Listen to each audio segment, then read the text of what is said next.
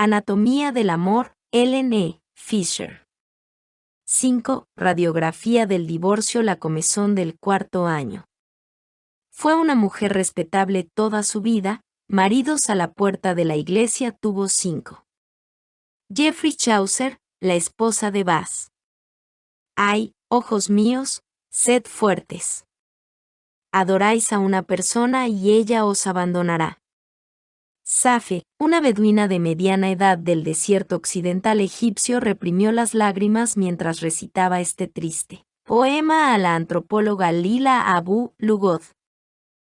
El año anterior, tras casi 20 años de matrimonio, su esposo se le había acercado mientras cocinaba para decirle: «Considérate divorciada».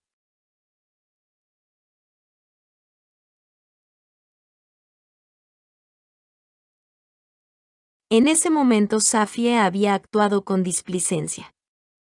Aún fingía indiferencia, y dijo a la antropóloga: «No me importó en lo más mínimo cuando se divorció de mí. Nunca lo quise». Pero Safie ocultaba su angustia.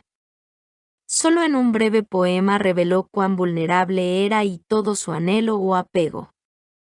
A pesar de que sus canciones y sus relatos expresan la pasión entre hombres y mujeres, los beduinos consideran que el amor romántico es vergonzante. En esta sociedad los individuos deben casarse según los intereses familiares. Solo debe sentirse amor profundo por los padres, hermanos, hermanas e hijos, no por el cónyuge. De modo que los beduinos se horrorizan ante las manifestaciones públicas de afecto entre marido y mujer. Y a pesar de creer que los cónyuges pueden enamorarse profundamente, la gente respetable debe cuidar su asam, la discreción y el decoro sexuales.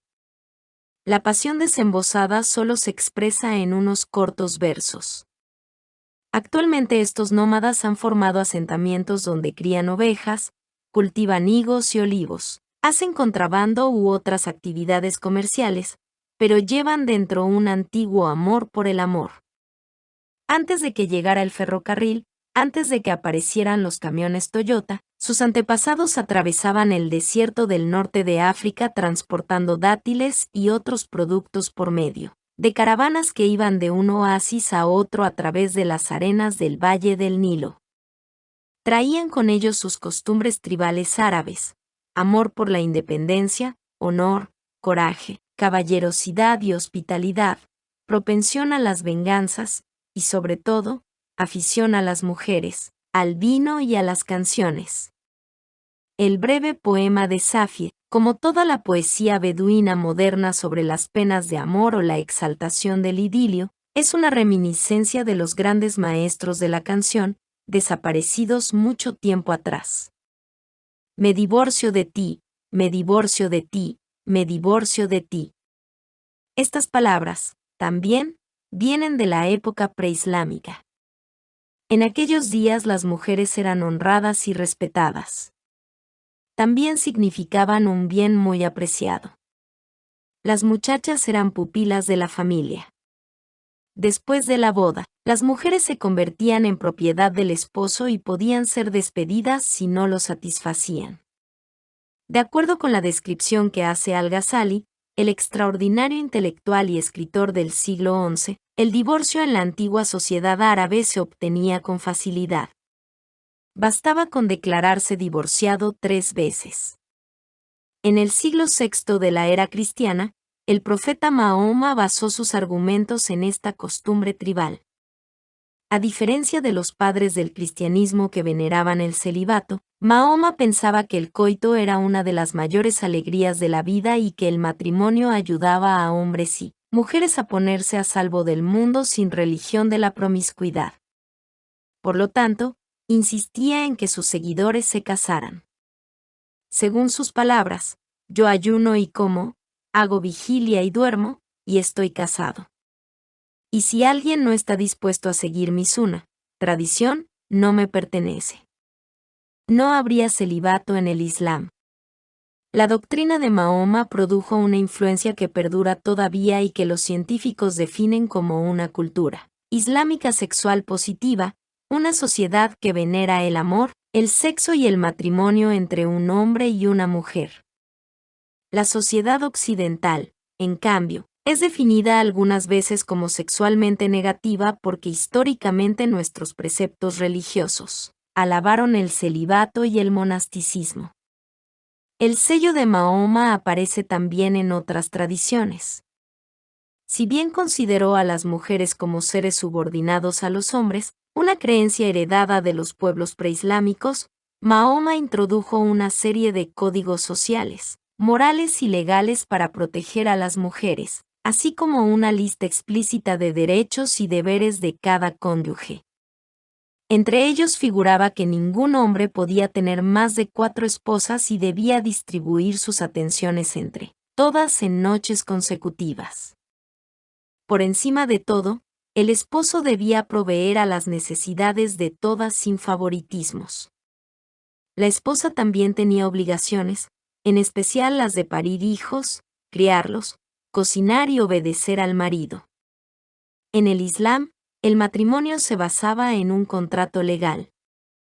A diferencia del casamiento cristiano, que se volvió un sacramento y por lo tanto indisoluble, el compromiso matrimonial musulmán podía quebrarse. El mandato del profeta venía de Dios. En la actualidad, este procedimiento tradicional para divorciarse sigue vigente en gran parte del mundo islámico, si bien en algunos lugares el divorcio se volvió algo más difícil de lograr.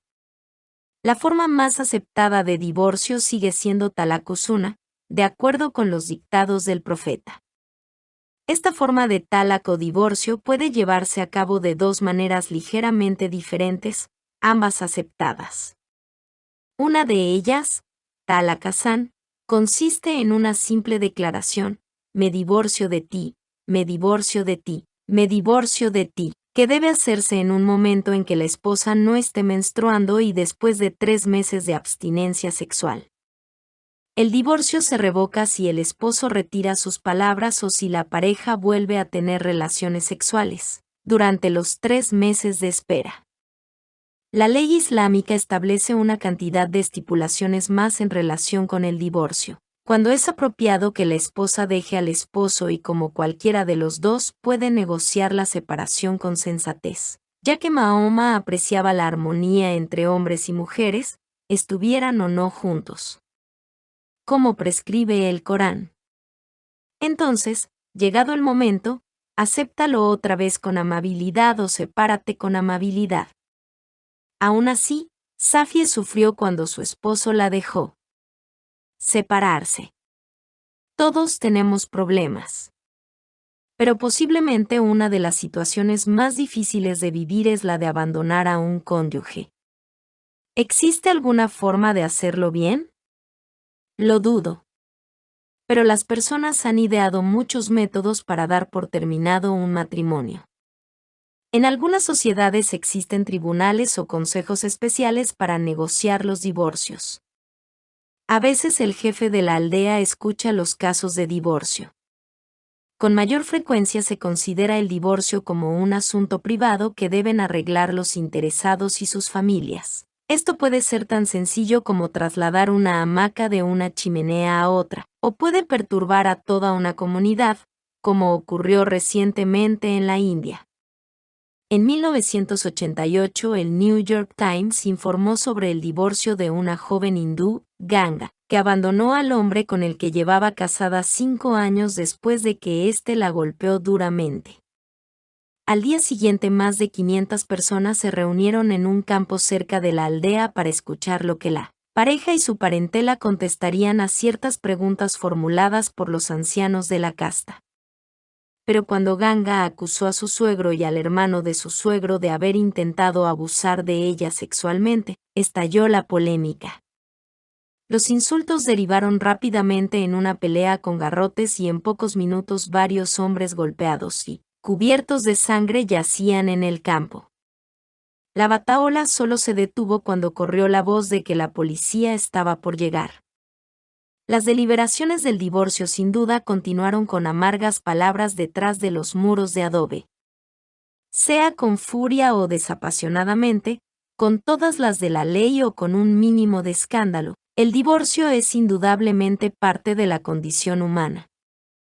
En casi todos los países del mundo el divorcio está permitido. Los antiguos incas no lo practicaban. La Iglesia Católica Apostólica Romana se negaba a admitirlo. Algunos otros grupos étnicos y sociedades no aceptan la disolución matrimonial. En algunas culturas los divorcios son difíciles de obtener. Pero, desde las tundras de Siberia a la selva amazónica, la gente acepta el divorcio como algo lamentable, pero algunas veces necesario. Tiene procedimientos sociales o legales específicos para el divorcio.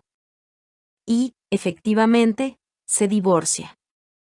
Más aún, a diferencia de muchos occidentales, los pueblos tradicionales no hacen del divorcio una cuestión moral.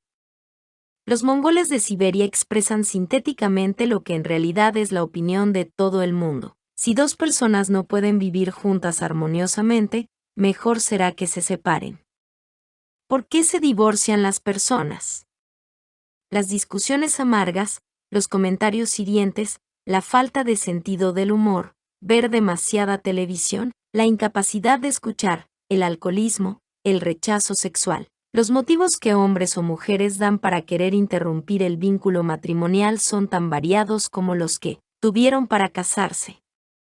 Pero hay algunas circunstancias comunes a todas las personas que eligen terminar una relación. El adulterio manifiesto encabeza la lista. En un estudio sobre 160 sociedades, la antropóloga Laura Betzig demostró que la infidelidad desembosada, en especial por parte de la mujer, es la ofensa más comúnmente alegada para desear el divorcio. La esterilidad y la impotencia le siguen. La crueldad, sobre todo por parte del marido, aparece en tercer lugar entre las razones esgrimidas en el mundo para el divorcio de una pareja. Luego sigue un conjunto de acusaciones acerca de la personalidad y la conducta del cónyuge. Entre las razones más aducidas están el mal carácter, celos en exceso, hablar demasiado, regañar constantemente, no ser respetuoso, que la esposa es vaga, que el marido no aporta los recursos necesarios, la indiferencia sexual, la violencia, el estar siempre ausente o la existencia de otra pareja. No me sorprende que el adulterio y la infertilidad sean considerados tan graves.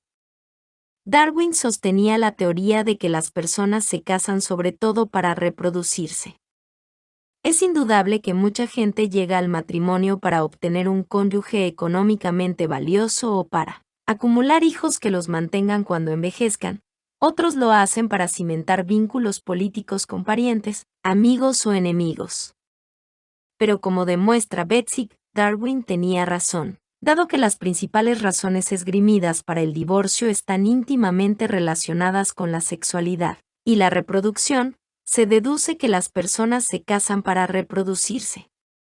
También debería ocurrir que la mayoría de las personas divorciadas en edad de reproducirse volvieran a casarse. Y así lo hacen. A pesar de los sueños frustrados, del recuerdo fresco de las amargas peleas, indiferentes a la prueba de que el matrimonio puede ser irritante, aburrido y doloroso, la enorme mayoría de la gente divorciada vuelve a casarse. En los Estados Unidos el 75% de las mujeres y el 80% de los hombres que se separan vuelven a contraer matrimonio. Y como el matrimonio nos define como adultos en la mayoría de las culturas, las personas divorciadas del mundo buscan una nueva pareja. Parecería que somos eternamente optimistas acerca de la nueva oportunidad. El dinero tiene la palabra. Samuel Johnson definió el nuevo matrimonio como el triunfo de la esperanza sobre la experiencia. Los norteamericanos bromean acerca de la comezón del séptimo año. Los antropólogos definen este hábito humano como monogamia en serie. Llámesela como se quiera, la tendencia humana a divorciarse y volver a casarse es un fenómeno mundial. Y tiene otras características notables.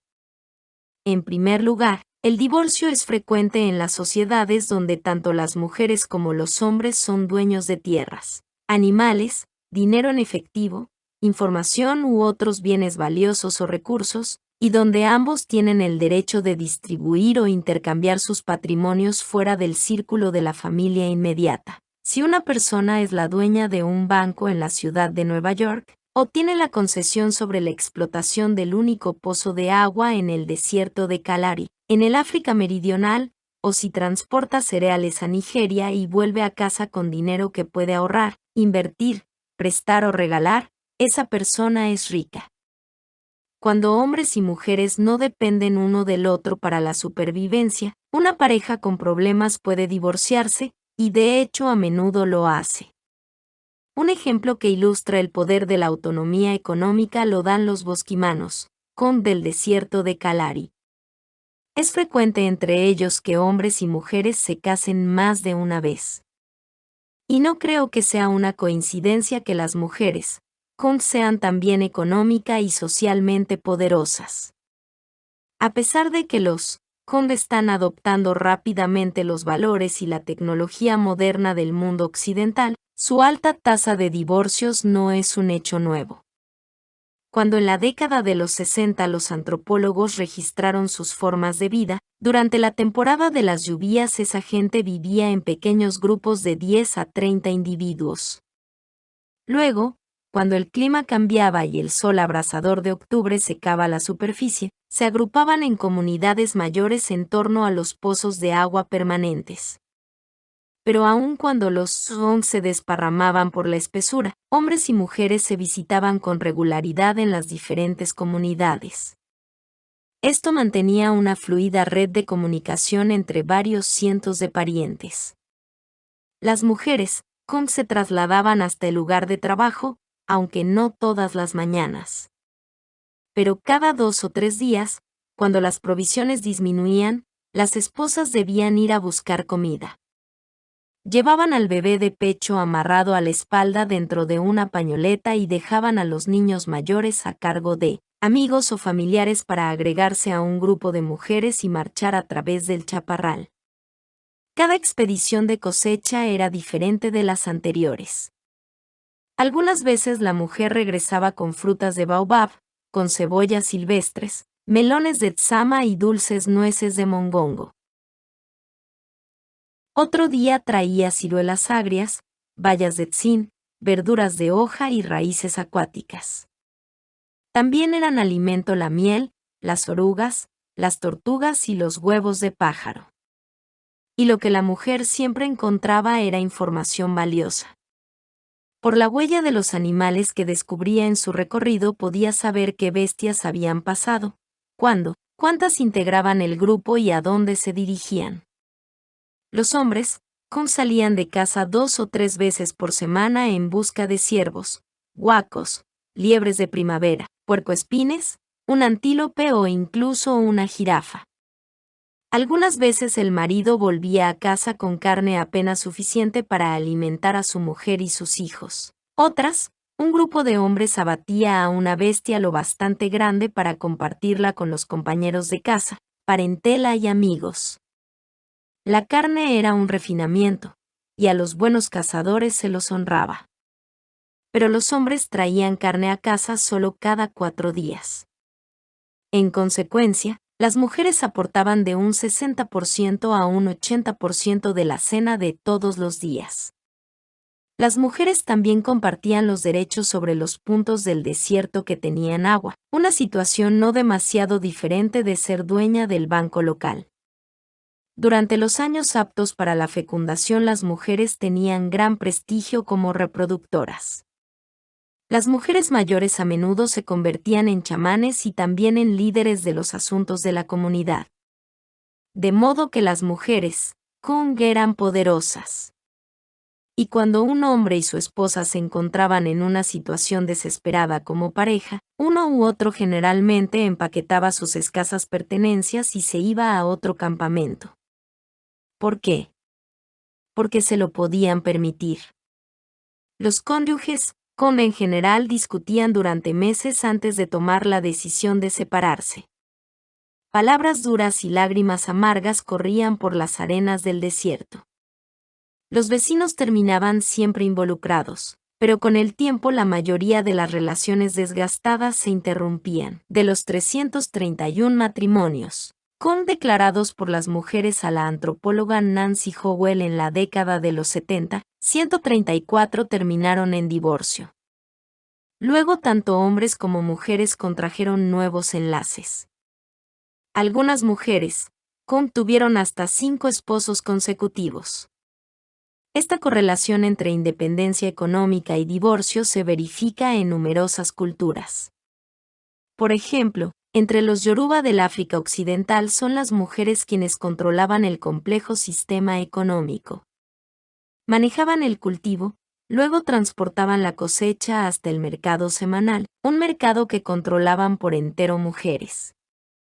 Como resultado de esto, las mujeres traían a casa no solo provisiones sino también dinero y artículos suntuarios, riqueza independiente. Hasta un 46% de los matrimonios yoruba terminaban en divorcio. Los Hadza habitan en las praderas alrededor del desfiladero de Ouldewa, Tanzania. A pesar de que el área es seca y rocosa, abundan las raíces, las frutas y los pequeños ciervos. Y durante la temporada de lluvias es normal que los cónyuges abandonen individualmente los campamentos para obtener sus propios alimentos. Luego, en la temporada de sequía, se forman grupos que acampan en torno a los pozos de agua permanente. Los hombres salen de casa y traen grandes presas y todos juntos danzan, juegan, chismorrean y comparten la carne. Pero los hombres y mujeres Hadza no dependen unos de otros para llenar la olla diaria de comida. Y sus parejas reflejan este espíritu de independencia. En la década de los 60 su tasa de divorcio era unas 5 veces más alta que la de los Estados Unidos. La autonomía económica personal genera libertad para separarse. Y, a mi juicio, la más innegable prueba de esta correlación la proporcionan los navajos del sudoeste norteamericano, sin duda porque en 1968 viví con ellos durante varios meses. Si se toma la ruta 66 oeste en Gallup, Nuevo México, y tras unos 45 minutos de automóvil se dobla en dirección al norte por un ancho camino de tierra que atraviesa el chaparral, el polvo y el aroma a salvia. Luego se pasa el almacén de ramos generales de Pine Springs hasta la choza abandonada, una cabaña de troncos de 7 lados, y se dobla a la derecha después del Pino Grande, subiendo por la ladera de flores silvestres, aparece nuestra casa de madera.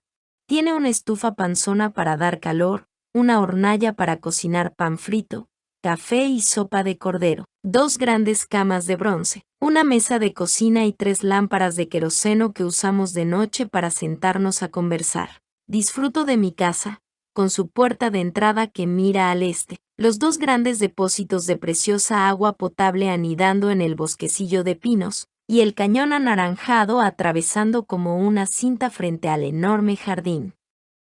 Mi madre, navajo, organizaba la vida cotidiana. Juntaba escrofularias y otras flores silvestres, cardaba y teñía lana y tejía las típicas mantas de los navajos para mantener a su familia de 5. Además, era dueña de toda la tierra que la rodeaba. Los navajos son matrilineals. Sus hijos rastrean la ascendencia a través del linaje materno, de modo que las mujeres tienen grandes propiedades. También son ellas las que realizan los diagnósticos médicos y desempeñan un papel de vital importancia en la vida. Ritual de los navajos. Examinan a los enfermos, identifican las enfermedades físicas y espirituales, y prescriben la ceremonia curativa apropiada para cada caso. Por lo tanto, las mujeres tienen mucho prestigio. Participan de todos los asuntos comunitarios y aproximadamente 1 de cada 3 se divorcia. No tiene sentido casarse para ser desgraciado el resto de la vida, dicen los Mi'kmaq del Canadá Oriental. Casi todo el mundo está de acuerdo. Donde mujeres y hombres pueden permitirse dejar al cónyuge, la gente que no es feliz a menudo lo hace, y en general después vuelven a casarse. Las tasas de divorcio son mucho más bajas cuando los cónyuges dependen unos de otros para la subsistencia. La más notable correlación entre dependencia económica y una baja tasa de divorcio se verifica en la Europa pre-industrial y en todas las sociedades que trabajan la tierra con arado, como es el caso de la India y China. Algunas personas atribuyen el bajo índice de divorcio entre los europeos cristianos históricos a razones religiosas. Por razones comprensibles. Jesucristo prohibía el divorcio. Y como ya lo mencioné, en el siglo XI después de Cristo el matrimonio cristiano se había convertido en un sacramento. El divorcio era imposible para los cristianos. Pero la cultura a menudo se complementa con las leyes de la naturaleza, y los bajos índices de divorcio de las sociedades europeas pre-industrials se debían también a una ineludible realidad ecológica. Las parejas de agricultores se necesitaban mutuamente para sobrevivir. Una mujer que viviera en una granja dependía de su marido para quitar las rocas, talar los árboles y arar la tierra. El marido precisaba de ella para sembrar, quitar la maleza, cosechar, acondicionar y almacenar los vegetales.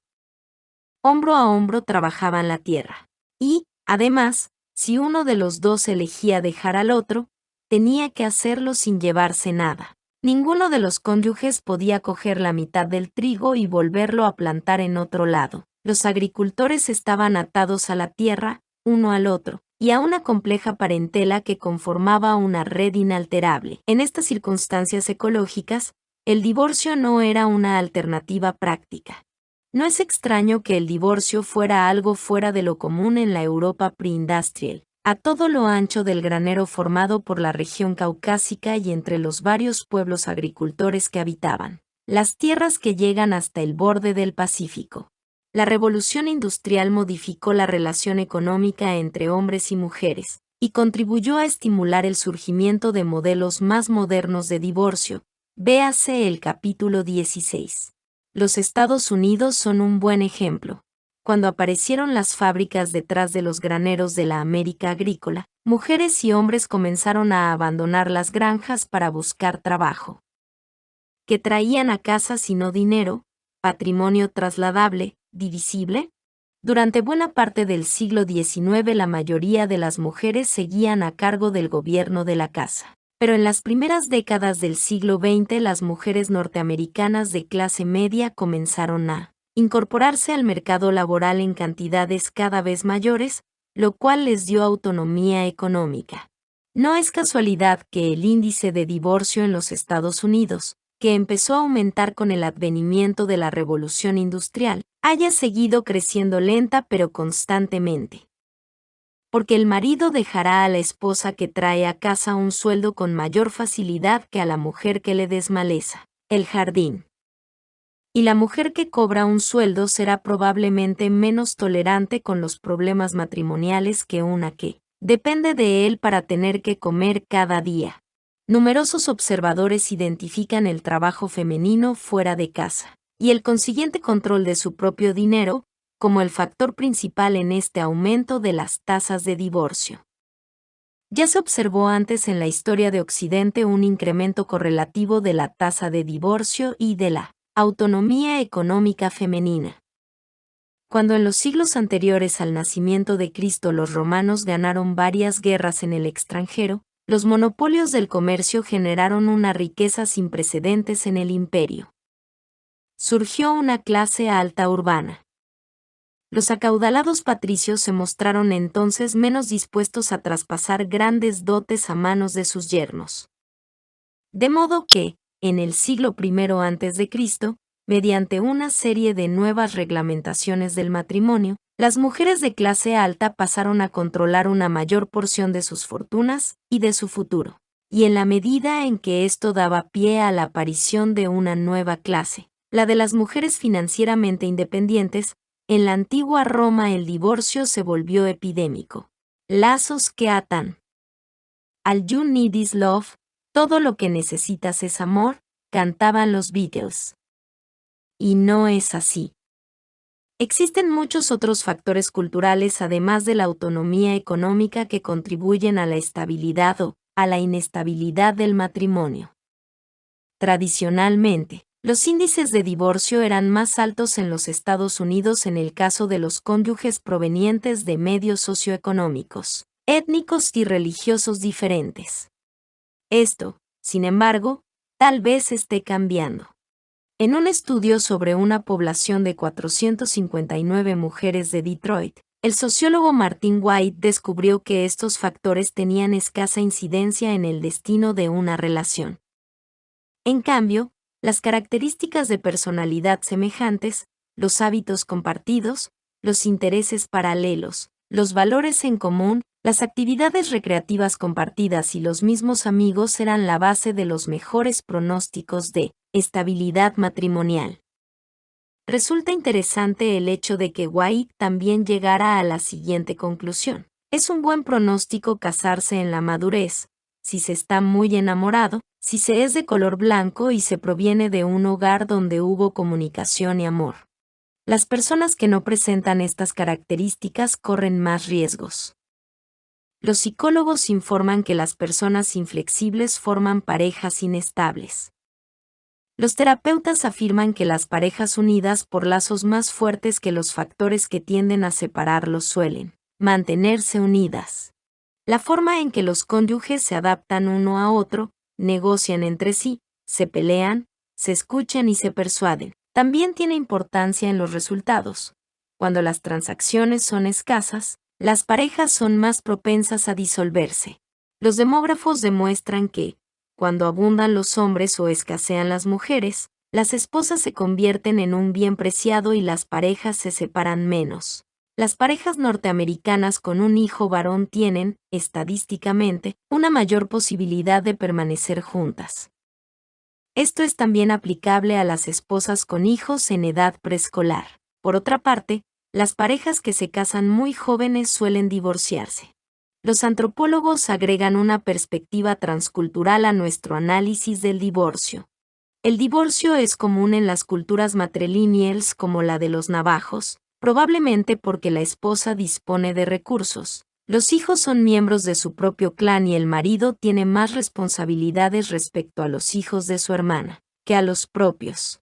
Por lo tanto, los cónyuges son compañeros, no socios económicos vitales.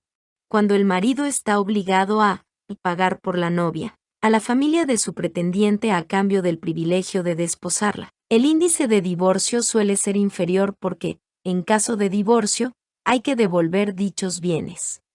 La endogamia, el matrimonio dentro de la propia comunidad, está asociada a relaciones más duraderas porque los parientes, amigos y obligaciones en común tienden a cimentar el vínculo dentro de una red que ambos comparten. La poliginia tiene un curioso efecto sobre el divorcio. Cuando un hombre tiene varias esposas, estas tienden a luchar por la atención y los beneficios del marido que comparten. Los celos originan confrontaciones y divorcios. Más aún, un hombre con varias esposas puede prescindir de los servicios de una de ellas, mientras que el que tiene solo una lo pensará 2 veces antes de abandonar a la única mujer que cocina para él. En realidad, los índices de divorcio han disminuido en las sociedades musulmanas a partir del contacto con las costumbres occidentales. Nuestra tradición monogámica está estabilizando la vida de familia en el Islam. No hay ninguna sociedad en el mundo en la cual la gente haya permanecido casada sin una enorme presión de la comunidad para que así lo hagan, afirmó Margaret Mead. Y tenía razón. La tasa de divorcio de muchas sociedades tradicionales es tan alta como la de los Estados Unidos. Esto puede parecer extraño. Después de tantas sonrisas y miradas, de la embriagadora sensación del enamoramiento, de los secretos compartidos y las bromas privadas, de los hermosos momentos en la cama, de los días y las noches con la familia y los amigos, a pesar de los hijos que trajeron al mundo, del patrimonio que acumularon juntos, de las divertidas experiencias vividas durante horas, meses y años de reír y amarse y luchar hombro con hombro. ¿Por qué hombres y mujeres dejan atrás relaciones tan ricas? Quizá esta inestabilidad sea generada por corrientes ocultas en nuestra mente, fuerzas reproductoras profundas que han evolucionado a través de millones de apareamientos cotidianos a lo largo de nuestro ignoto pasado. La comezón del 4º año. Con la esperanza de lograr una mejor comprensión de la naturaleza del divorcio, recurrí a las publicaciones demográficas anuales de las Naciones Unidas. Estos libros comenzaron a aparecer en 1947, cuando los censistas de países tan diferentes en lo cultural como Finlandia, Rusia, Egipto, Sudáfrica, Venezuela y los Estados Unidos empezaron a interrogar a sus habitantes sobre el tema del divorcio. De dicha información, reunida cada década por la Oficina de Estadística de las Naciones Unidas en distintas sociedades, seleccioné las respuestas a 3 preguntas. ¿Cuántos años llevaba casada /diagonal o al divorciarse? ¿Qué edad tenía cuando se divorció? ¿Cuántos hijos tenía en el momento de divorciarse? Surgieron 3 tendencias notables. Y las 3 aluden a las fuerzas evolutivas. Lo más notable es que el divorcio se produce a los pocos años del casamiento, con una mayor concentración aproximadamente en la época del 4.º año, y los porcentajes bajan en la medida en que aumentan los años de convivencia. En realidad, me decepcionó descubrir esto. Esperaba que la mayor concentración se diera alrededor del 7.º año de matrimonio. Pero no fue así. Finlandia representaba un ejemplo típico. En 1950 el número de divorcios fue en su mayoría de parejas que llevaban casados unos 4 años. El porcentaje declinaba gradualmente en parejas de periodos más prolongados. En 1966 los divorcios en Finlandia ocurrían con mayor frecuencia durante el 3.er año de matrimonio. En 1974, 1981 y 1987 los porcentajes volvían a concentrarse en torno al 4.º año. Al comparar estos 4 picos porcentuales del divorcio en Finlandia y los picos en 61 culturas más, según una tabulación general de todos los años disponibles, resultó evidente que en todos estos pueblos el divorcio solía llegar a su punto máximo alrededor del 4.º año de matrimonio. La comezón del 7.º año no existía, lo que en cambio aparecía era la comezón del 4.º año. Por supuesto, había diferencias en el pico del 4.º año. En Egipto y otros países musulmanes, por ejemplo, el divorcio se producía con mayor frecuencia durante los primeros meses de matrimonio, en absoluto cerca del pico de los 4 años. Sin embargo, tales variaciones no eran sorprendentes. En estas culturas la familia del novio tiene que devolver a la nuera a sus padres si ella no se adapta bien al nuevo hogar, algo que los suegros hacen sin dilación cuando toman una decisión. Más aún, el Corán exceptúa al marido musulmán de pagar la mitad del estipendio por matrimonio si disuelve la unión antes de consumarla. De ese modo, la presión social y los incentivos económicos empujan a egipcios y a otros musulmanes con matrimonios desgraciados a divorciarse sin demora. Finalmente, dichas estadísticas incluyen los divorcios revocables, decretos provisionales que requieren pocas reparaciones financieras. Los divorcios revocables hacen que el proceso de separación sea rápido y sencillo, y acortan el periodo de matrimonio. El pico de divorcio en los Estados Unidos oscila a algo más abajo de la media de 4 años, y también resulta muy interesante especular sobre semejante diferencia. Durante algunos años, como en 1977, el pico de divorcio se concentró en torno al 4.º año de matrimonio. Pero en 1960, 1970, 1979, 1981, 1983 y 1986, el pico se produce antes, entre el 2.º y el 3.er año desde la boda. ¿A qué se debe esto? Sé que este pico de divorcios en los Estados Unidos no guarda relación alguna con el creciente porcentaje de divorcios en el país. El porcentaje de divorcios se duplicó entre 1960 y 1980, y sin embargo durante dicho periodo las parejas se divorciaban alrededor de 2 años después de casarse. Sé que tampoco se explica por el creciente número de parejas que viven juntas. La cantidad de hombres y mujeres que se fueron a vivir juntos sin casarse casi se triplicó en la década de los 70, pero el pico de divorcios en los Estados Unidos no aumentó. Puramente a modo de conjetura, Yo diría que el pico norteamericano de divorcios puede estar relacionado con la actitud norteamericana ante el matrimonio en sí mismo. Nosotros no solemos casarnos por razones económicas, políticas o de interés familiar. En cambio, como señala el antropólogo Paul Bohannan, los norteamericanos se casan para enriquecer su mundo interior, una región en general muy secreta.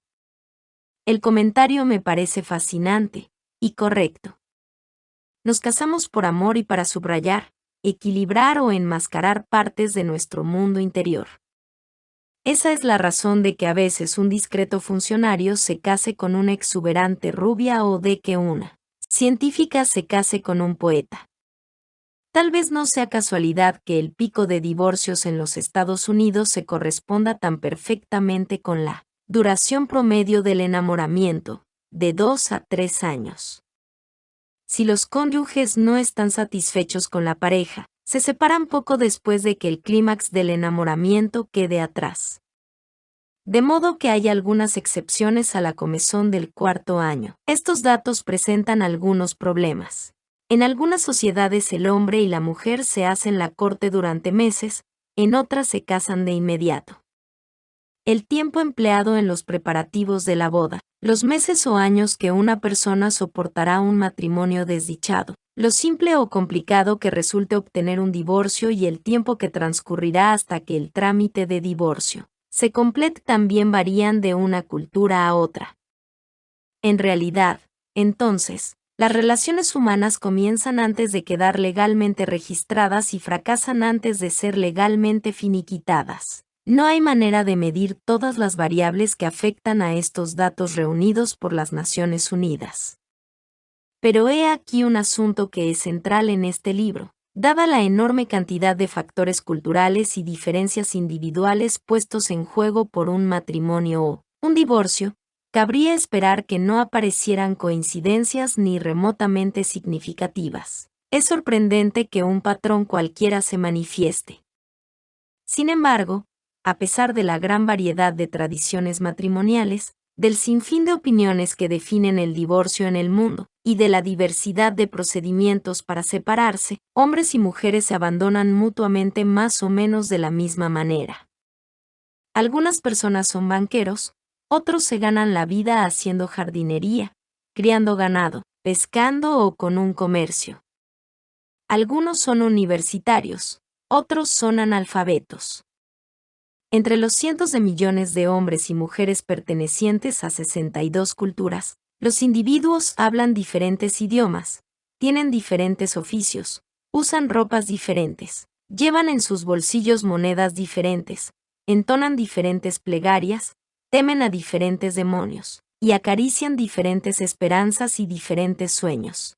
Sin embargo, sus divorcios se arraciman siempre en torno al pico de los 4 años. Este patrón transcultural no se relaciona con los índices de divorcio. Se presenta en sociedades donde la tasa de divorcio es alta y en culturas donde el divorcio es algo fuera de lo común. Es una constante que se mantiene a lo largo del tiempo, incluso dentro de la misma sociedad, a pesar de la gran incidencia del divorcio. Qué peculiar, el matrimonio tiene un patrón transcultural de decadencia. Este patrón de vinculación humana está presente incluso en la mitología occidental. Durante el siglo XII los trovadores ambulantes europeos convocaban a damas y caballeros, nobles y plebeyos, a oír la dramática saga épica de Tristán e Isolda, el primer idilio occidental moderno. Decía un poeta, mis señores, si desean oír una maravillosa historia de amor y muerte, aquí está la de Tristán y la reina Isolda. Como para su bien y alegría, pero también para su pena, se amaron, y como al fin murieron un día juntos de ese mismo amor, ella a manos de él y él a manos de ella. Como el escritor francés Denis de Rougemont dijo acerca de este mito sobre el adulterio, es una especie de arquetipo de nuestros más complejos sentimientos de inquietud. Su observación es más sagaz todavía de lo que él pensaba. La historia comienza cuando un joven noble y una hermosa reina beben juntos un elixir que saben induce al amor. durante aproximadamente 3 años. ¿Existe un punto débil inherente a los vínculos humanos de pareja? Tal vez. También existen otros. El divorcio es para los jóvenes. Entre 1946 y 1964 nacieron alrededor de 76 millones de norteamericanos. Bienvenido el baby boom, un auge de nacimientos en masa que siguió a la Segunda Guerra Mundial. Hoy en día estas personas tienen entre casi 30 años y más de 40. Y como ven que sus pares se divorcian, suponen que la disolución del matrimonio predomina en la edad madura. No es así. El pico más alto de divorcios se da en los más jóvenes. En los Estados Unidos el riesgo de divorcio para hombres y mujeres alcanza el punto más alto entre los 20 y los 24 años, edad un poco baja en comparación con la media mundial. En las 24 sociedades sobre las cuales los anuarios de las Naciones Unidas ofrecen información, el riesgo de divorcio alcanza su pico máximo entre los 25 y los 29 años para los hombres, mientras que el riesgo de divorcio para las mujeres tienen un doble pico máximo, entre los 25 y los 29, y entre los 20 y los 24 años. En los grupos de mayor edad, el divorcio se vuelve menos y menos frecuente. Y ya en la edad madura el divorcio es un fenómeno raro. El 81% de todos los divorcios ocurre antes de los 45 años en el caso de las mujeres. El 74% de todos los divorcios ocurre antes de los 45 años en el caso de los hombres. Resulta sorprendente. Parecería más natural pensar que, con el transcurso de los años, los cónyuges se aburren o se sacian uno de otro, o que abandonan la vida conyugal una vez que los hijos dejan el hogar a causa del trabajo o del ingreso en la universidad. No ocurre así. En cambio, hombres y mujeres se divorcian con una regularidad impresionante entre los 20 y los 30 años, cuando están en el punto más alto de su capacidad reproductora y parental. También nos separamos cuando hay hijos. Un tercer patrón que se deduce de la información de las Naciones Unidas se relaciona con el divorcio de padres con hijos dependientes. Entre los cientos de millones de parejas de 45 sociedades que, según los registros, se divorciaron entre 1950 y 1989, el 39% no tenía hijos dependientes. El 26% eran parejas con un solo hijo dependiente. El 19% eran parejas con 2, el 7% eran parejas con 3, el 3% eran parejas con 4, y las parejas con 5 o más hijos raramente se separaron. Por lo tanto, parecería que, cuantos más hijos tiene una pareja, menos probable es que los cónyuges se divorcien. Los datos de la ONU son menos concluyentes sobre este tercer patrón que sobre los dos anteriores. Sin embargo, lo sugieren con insistencia y además tiene sentido desde la perspectiva genética. Desde el punto de vista del darwinismo, es lógico que las parejas sin hijos se separen. Ambos cónyuges formarán una nueva pareja y probablemente tengan hijos, y así garantizarán su futuro genético. En la medida en que las parejas tienen más hijos, se sienten menos capacitadas económicamente para abandonar una familia en expansión. Y es genéticamente razonable que permanezcan juntos para cuidar de su cría. Pero esto sí es innegable, un cuarto de todos los divorcios corresponde a parejas con un solo hijo dependiente. Casi el 20% se da en parejas con 2 hijos. Mucha gente se divorcia después de traer al mundo 1 o 2 hijos. A menudo me preguntan, ¿cuál de los dos sexos abandona con mayor frecuencia al otro? Nunca lo sabremos. Las leyes y las costumbres a menudo indican cuál de los cónyuges debe iniciar los trámites de divorcio. Pero qué individuo inicia realmente la separación emocional, física y legal no es un dato mensurable. Después de que las discusiones y las lágrimas terminan, a veces ni los mismos interesados saben con certeza quién dejó a quién. Pero una cosa es evidente, la enorme mayoría de las personas vuelven a casarse. Es típico que las mujeres norteamericanas se casen de nuevo unos 4 años después del divorcio, mientras que, típicamente, los hombres dejan pasar 3 años desde la ruptura del vínculo anterior para volver a casarse. El periodo promedio entre divorcio y nuevo casamiento es de 3 años. Y el tiempo promedio entre divorcio y nuevo casamiento en función de la edad varía entre los 3 y los 4 años y medio. Más aún, el 80% de todos los varones divorciados norteamericanos y el 75% de las mujeres divorciadas norteamericanas vuelven a casarse. En 1979 la edad pico para el nuevo matrimonio de los varones se ubicaba entre los 30 y los 34 años, para las mujeres oscilaba entre los 25 y los 29 años. El porcentaje de hombres y mujeres pertenecientes a otras culturas que vuelven a casarse no fue calculado por los censistas de las Naciones Unidas. Pero en las 98 culturas analizadas entre 1971 y 1982, la edad pico para un nuevo matrimonio era, entre los varones, de los 30 a los 34 años, y para las mujeres, de los 25 a los 29, igual que en los Estados Unidos. Está cayendo en desuso el vínculo de pareja. Tal vez. El matrimonio muestra, sin duda, diversas modalidades de decadencia. Los cálculos estadísticos de divorcio apuntan a los 4 años. El riesgo de divorcio es mayor en el caso de los cónyuges de entre 20 y 30 años, o sea, de las personas en la cima de su capacidad reproductora. Un gran número de divorcios afecta a parejas con 1 o 2 hijos. Las personas divorciadas vuelven a casarse mientras son jóvenes.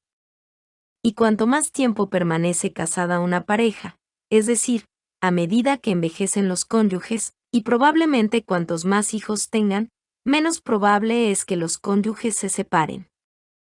Ello no significa que todo el mundo se ajuste a este modelo. George Bush, por ejemplo, no lo hizo. Pero Shakespeare sí. A fin de continuar con su carrera de dramaturgo, a los 3 o 4 años de casado dejó a su esposa, Anne, en Stratford y partió hacia Londres. En coincidencia con las características del matrimonio de Shakespeare, los casos de divorcio registrados en el mundo trazan un mapa, un diseño primitivo. El animal humano parece destinado a cortejar, enamorarse y contraer matrimonio con una persona a la vez. Luego, en la cima de su capacidad reproductora, a menudo con un solo hijo, se divorcia. Algunos años más tarde, vuelve a casarse. ¿Cómo se escribió este guión? La explicación de los patrones de conducta humana para formar pareja es el nudo de los próximos capítulos de esta obra. A lo largo de los afluentes del Amazonas, en los atolones coralíferos del Pacífico, en los desiertos árticos y en las llanuras australianas, así como en otros lugares remotos del mundo, hombres y mujeres también se separan. Pocos científicos o censistas han tenido acceso a dicha gente para preguntarles cuánto duraron sus matrimonios, a qué edad se divorciaron o cuántos niños habían tenido. Pero vale la pena echar un vistazo a la escasa información de que disponemos. Entre los Yanomamo, un pueblo tradicional de Venezuela, casi el 100% de los niños vive con su madre natural, la mayoría convive además con su padre natural.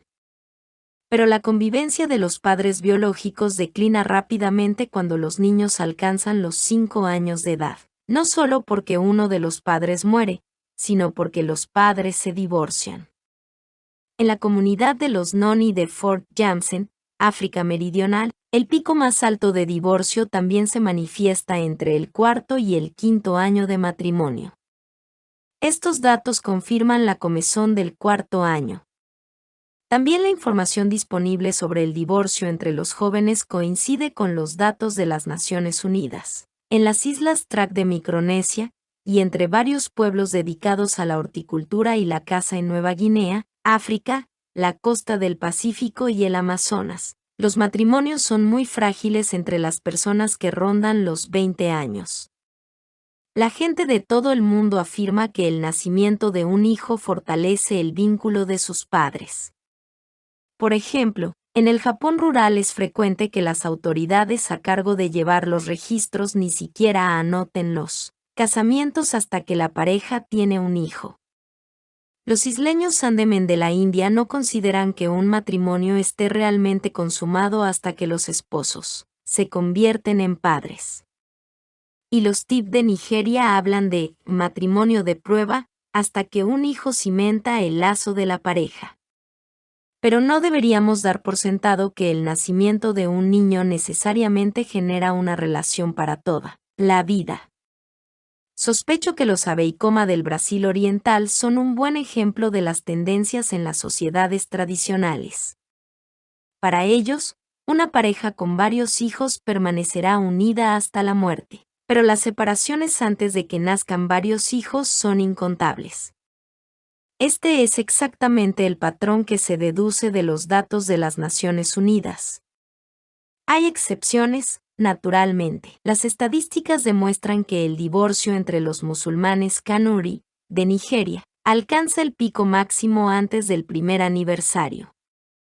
El antropólogo Ronald Cohen opina que este pico temprano de divorcio se debe a que las muchachas jóvenes tienden a separarse de sus primeros maridos con los cuales los padres las fuerzan a casarse.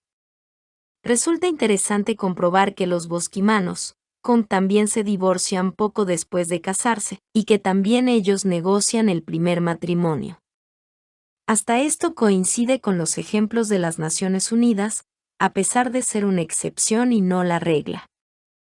Como el lector recordará, Egipto y otros países musulmanes muestran sin excepción un pico máximo de divorcio anterior al primer año de matrimonio. Dichos países tienen una alta incidencia de matrimonios convenidos, y un matrimonio convenido puede llevar a cualquiera a separarse rápidamente, y de esta forma se anticipa la comezón del cuarto año. Todo tipo de hábitos culturales desvirtúan los patrones de conducta en los vínculos humanos. La autonomía económica femenina, el urbanismo, el secularismo y los matrimonios convenidos representan solo una parte. A pesar de tales influencias, el apareamiento humano presenta algunas reglas generales. Hombres y mujeres, desde Siberia Occidental hasta el extremo sur de Sudamérica, se casan. Muchos se separan. Otros abandonan al cónyuge alrededor del cuarto año de matrimonio. Muchos interrumpen la convivencia cuando son jóvenes.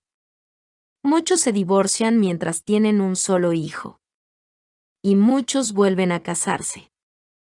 Durante años, décadas y siglos, representamos una y otra vez este antiguo guión, nos pavoneamos, acomodamos las plumas, flirteamos, nos hacemos la corte, nos deslumbramos y nos atrapamos mutuamente. Luego hacemos nido, nos reproducimos, nos somos infieles y abandonamos el redil. A corto plazo, embriagados de esperanza, flirteamos otra vez. Con eterno optimismo, el animal humano padece de inquietud mientras está en edad de reproducirse y luego, al madurar, él y ella sientan cabeza. ¿Por qué? Creo que la respuesta se esconde entre los caprichos de nuestro pasado, cuando el noble hombre salvaje corría libre por los bosques. La próxima parte. Anatomía del amor, Ellen Fischer. 6. Cuando el noble hombre salvaje corría libre por los bosques, nuestros antepasados, la vida en los árboles. Audio Gala YT. Suscríbete al canal, dale like y comenta. Muchas gracias.